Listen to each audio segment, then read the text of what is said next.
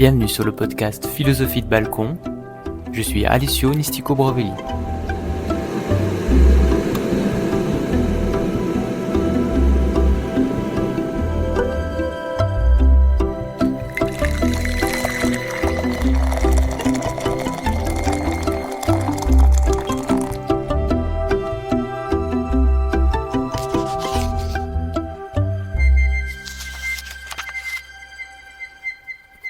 Bonjour Vanessa Bailly. Bonjour. Je vous remercie d'avoir accepté mon invitation pour ce nouvel épisode du podcast Philosophie de balcon. Pour ce moment ensemble, je vous propose une première partie durant laquelle nous ferons connaissance et échangerons sur le thème de l'endométriose qui vous concerne personnellement. Nous vous entendrons, si vous le voulez bien, sur votre relation à ce sujet et comment cela influence vos vies, tant privées que professionnelles. Nous poursuivrons avec une deuxième partie, plus amusante, plus légère en tout cas, mais je ne vous en dis pas plus. Est-ce que ce programme vous semble appétissant ? C'est parfait. Alors, c'est parti.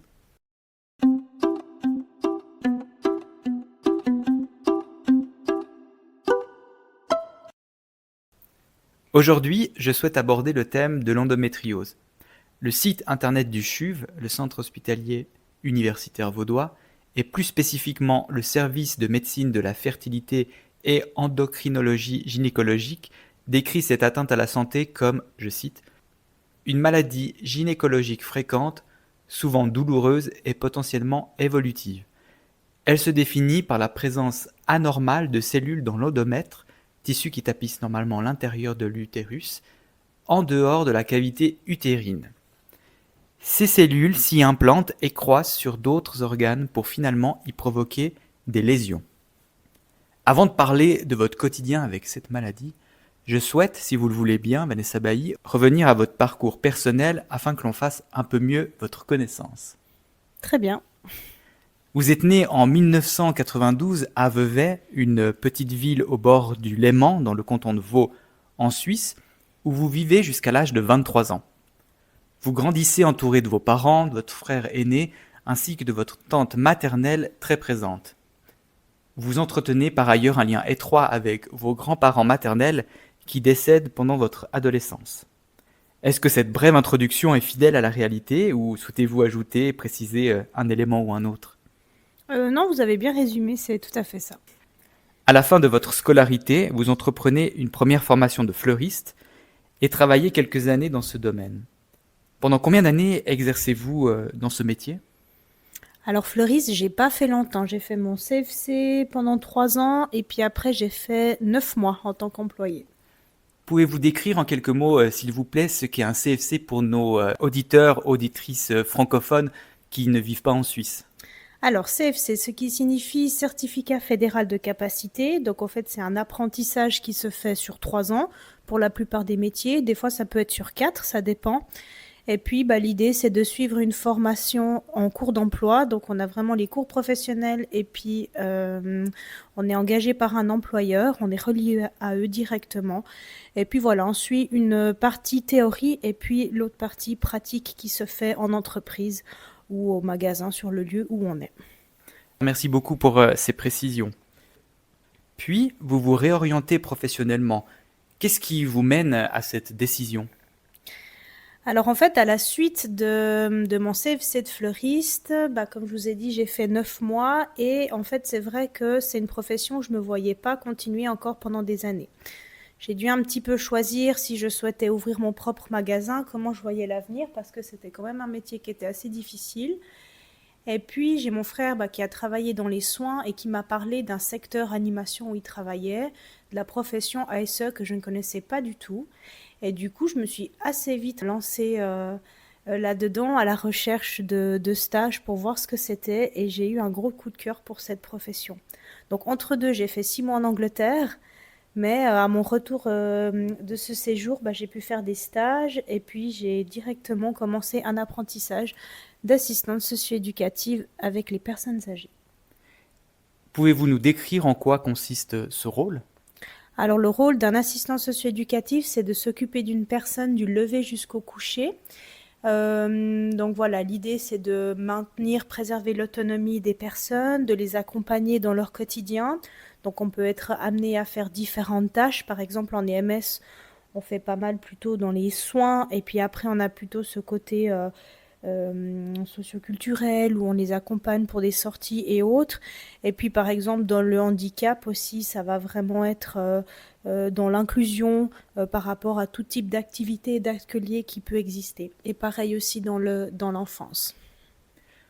Vous poursuivez vos études via une formation supérieure et obtenez le titre d'éducatrice sociale.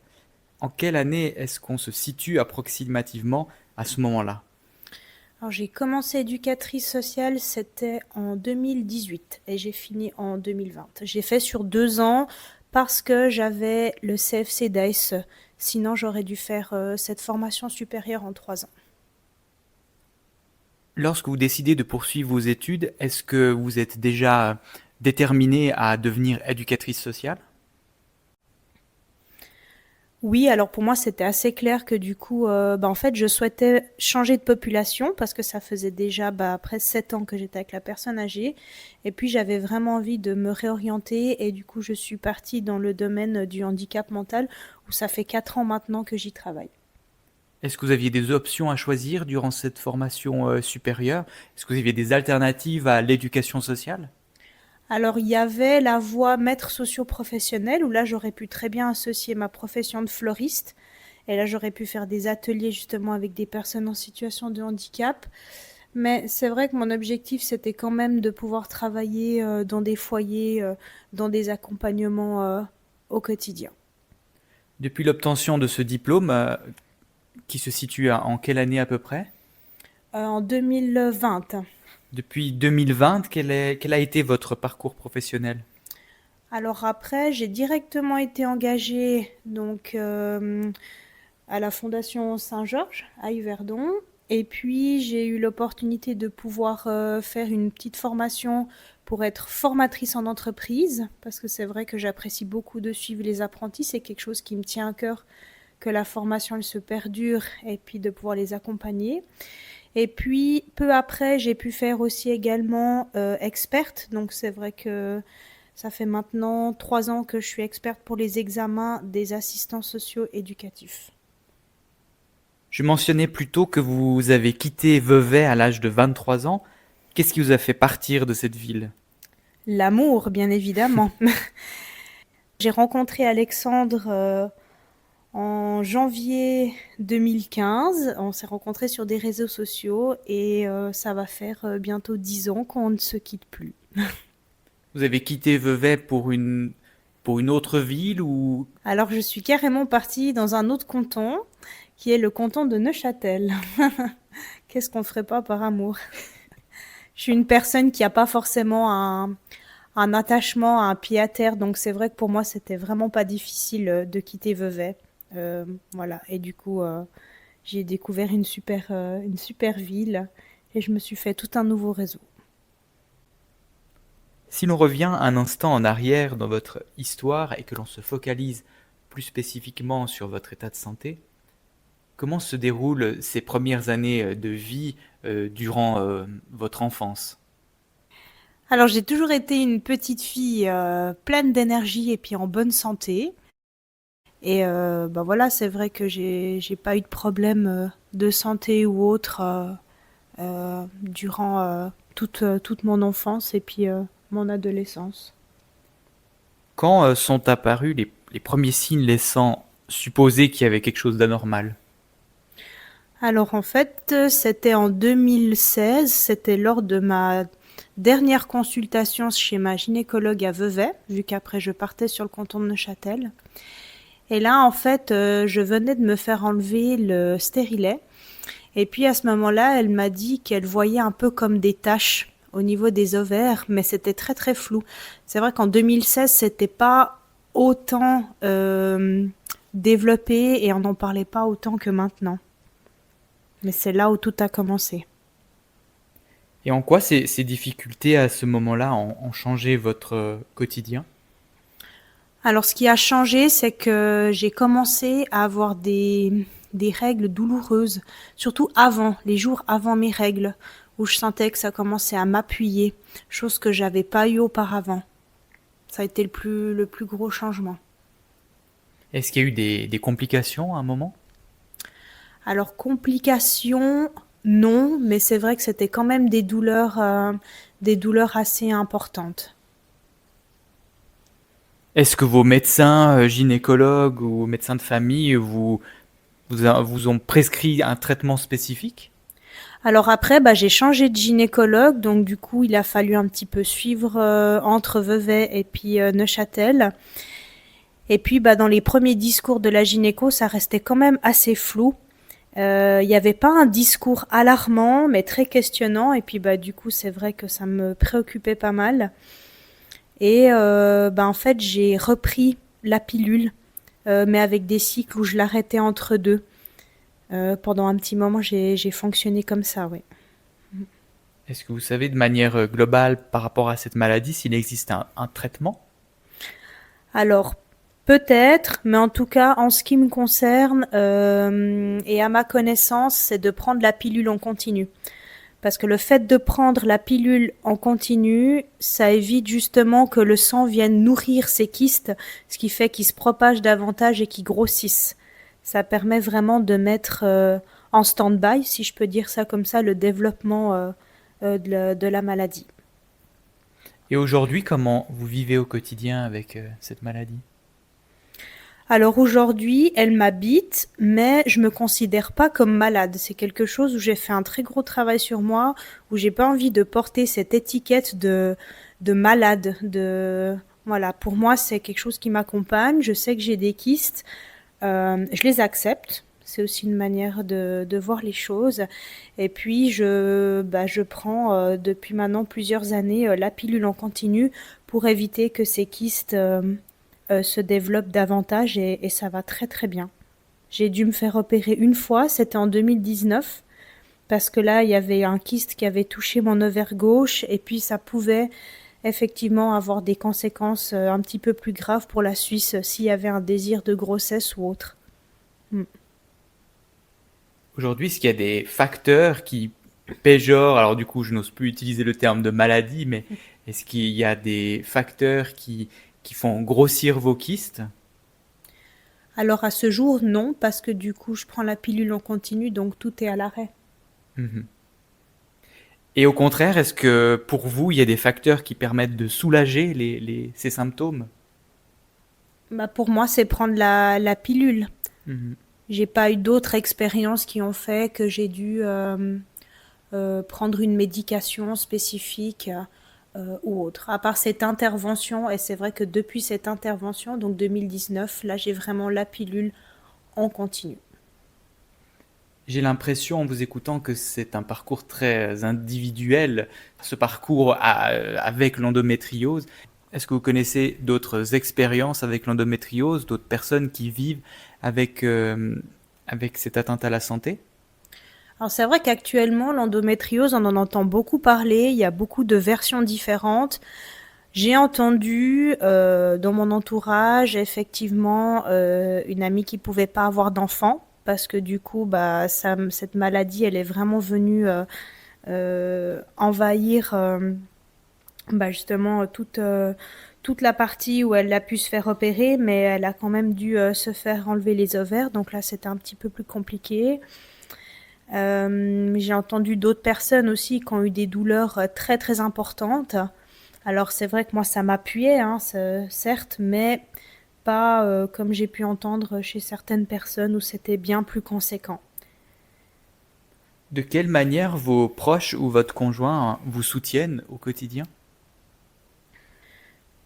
C'est pas quelque chose où j'en ai énormément parlé non plus dans mon entourage, alors ils le savent, mais je peux pas dire que c'est un sujet euh, que j'ai énormément évoqué.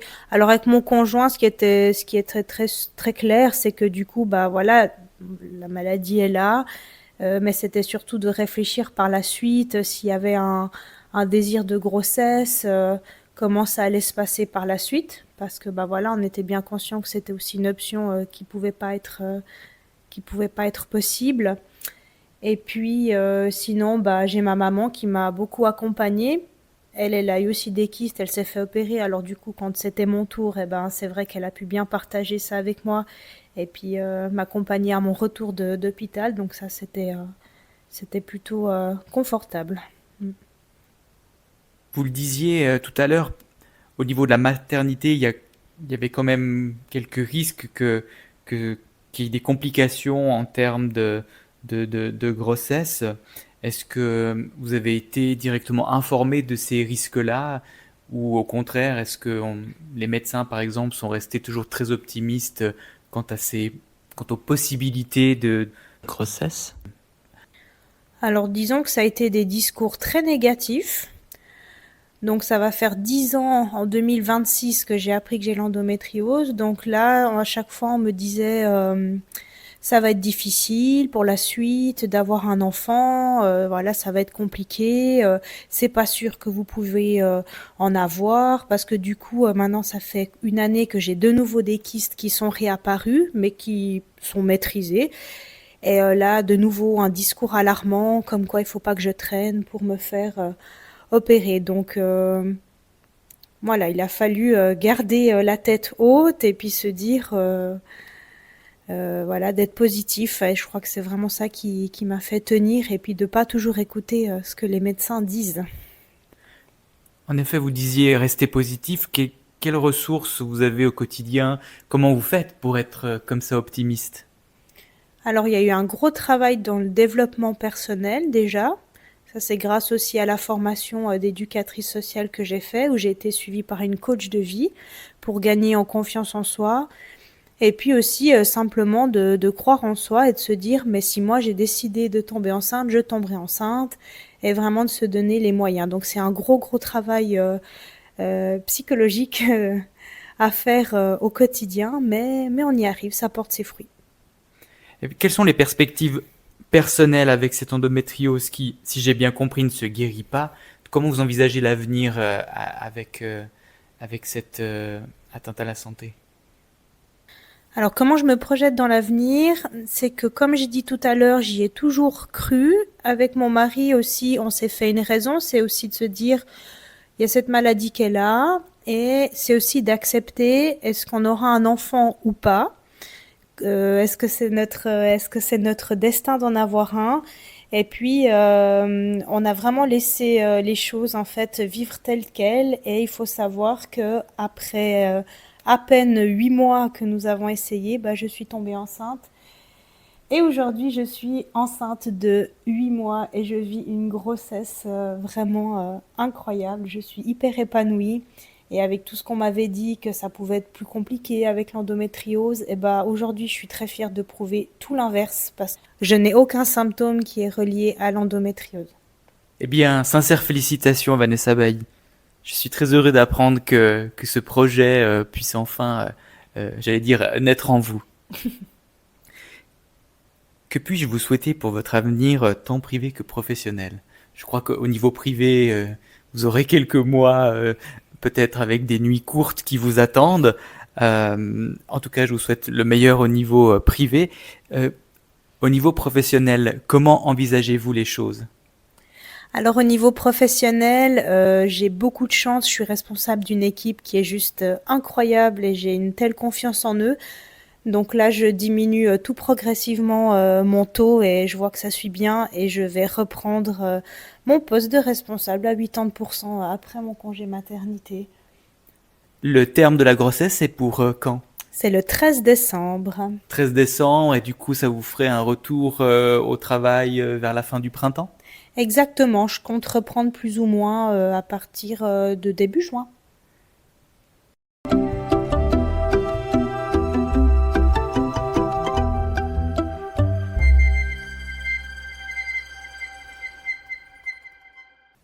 Nous sommes toujours en présence de Vanessa Bailly, avec qui nous avons discuté en première partie de l'endométriose et de la façon dont mon invité gère cette maladie au quotidien. Pour cette deuxième partie, je vous propose un jeu. Je vous cite des extraits de chansons, de romans ou encore de poésie, et vous me dites ce que cela vous inspire. Qu'en pensez-vous? C'est une très bonne idée, je vous écoute. Le psychologue américain Daniel Goleman, dans son ouvrage L'intelligence émotionnelle, se questionne à son chapitre premier à quoi servent les émotions. À quoi vous servent les émotions dans votre vie, selon vous, Vanessa Bailly? Les émotions, c'est vrai que j'y accorde énormément d'importance. J'ai lu effectivement ce livre qui couvre pas mal de pôles, si je peux dire ça comme ça. Les émotions, c'est vrai que je mets beaucoup un point d'honneur. Pour moi, c'est important qu'on puisse faire part de où on en est, de ce qu'on pense. Et c'est vrai que les gens peuvent pas deviner nos états émotionnels et je pense que plus on exprime nos émotions et plus les gens peuvent nous comprendre. Et on part pas dans des interprétations. Et c'est vraiment quelque chose, que ce soit tant dans ma vie privée ou qu'au travail, j'essaye toujours de pouvoir les exprimer au mieux et de les faire exprimer aux autres aussi. C'est un gros travail que je fais. La chanteuse Laurie dit dans son titre À 20 ans, à 20 ans, on se sent encore une âme un peu fragile. Comment étiez-vous à 20 ans? Eh ben, une âme un peu fragile. Oui, parce que c'est à 20 ans où j'ai dû prendre la décision si je voulais ouvrir mon propre magasin de fleurs ou pas.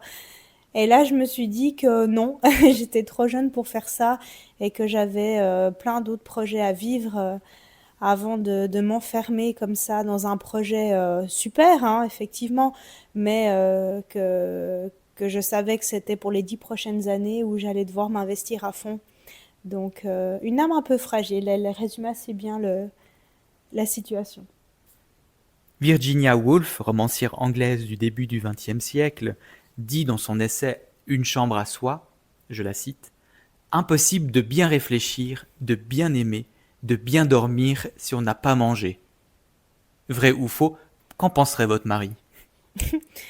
Oh, je suis pas très axée sur la nourriture, je suis pas très gourmande, mais effectivement, je pense que quand on a bien mangé, on est quand même un petit peu plus disponible.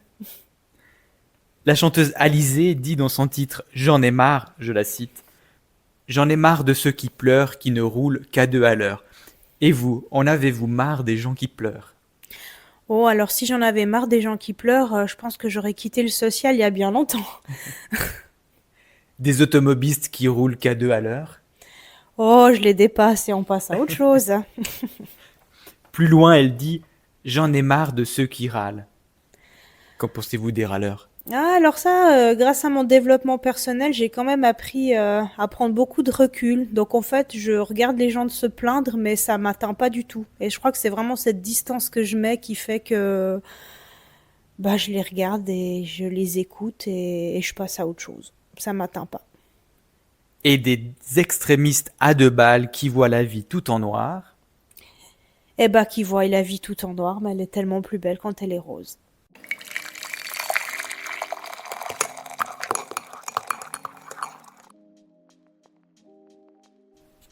Avant que nous nous quittions, j'ai 3 dernières questions à vous poser, Vanessa Bailly.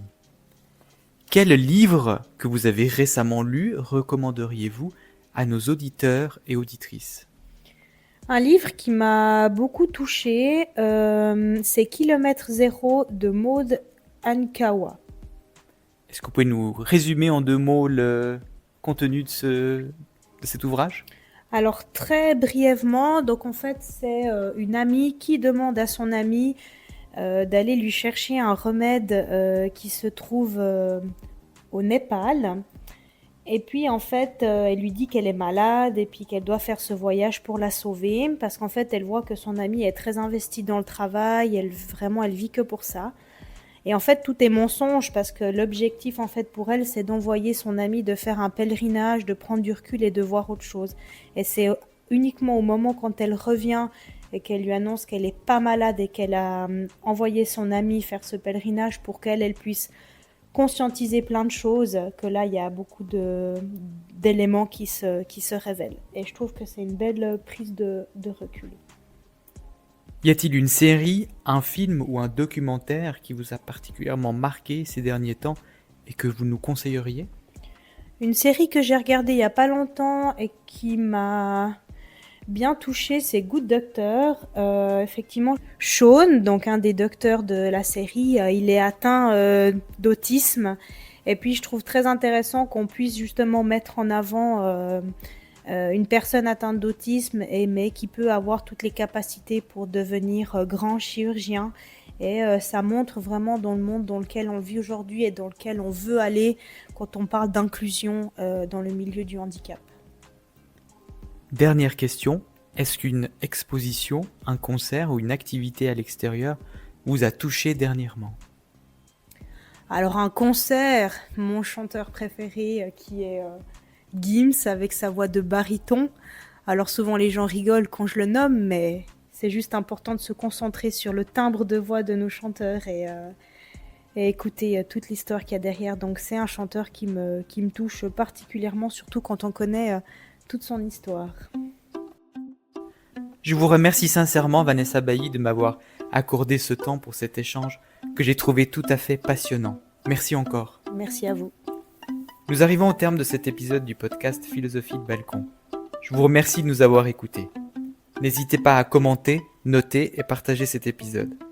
Pour ma part, je me réjouis de vous retrouver prochainement. À bientôt.